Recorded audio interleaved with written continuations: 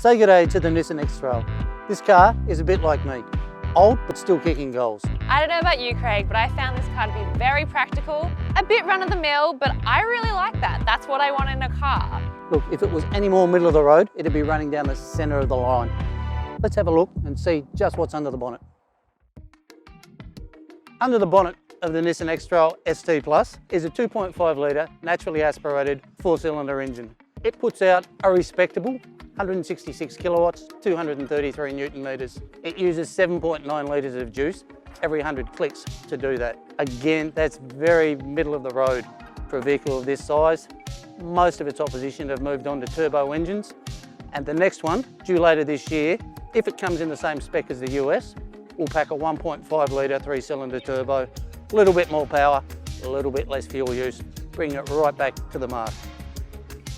The first feature I really love about the Nissan X-Trail is the parking assist features. So you've got a 360 camera plus proximity sensors, which make parking both forward and reverse in the city super easy.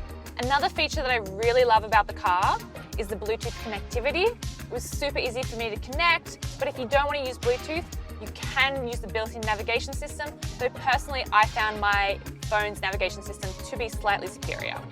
I also really love the rear seats in the Nissan X-Trail.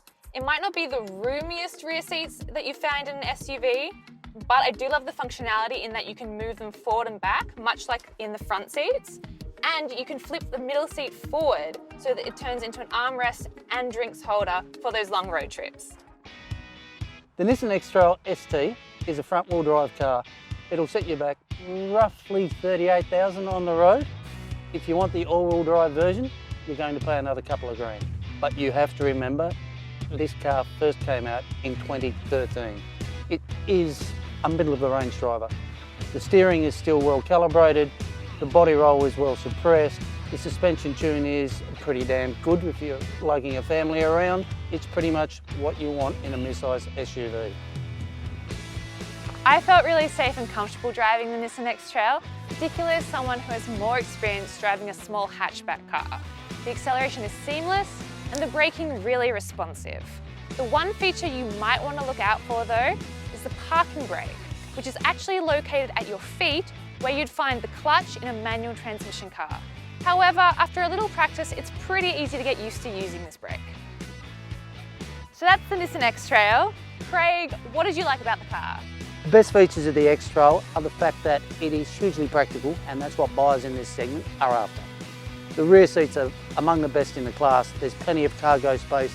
It's smart storage in the back. It is starting to show its legs, but it's an inoffensive, well-built, mid-sized SUV. You can't ask for much more despite its age.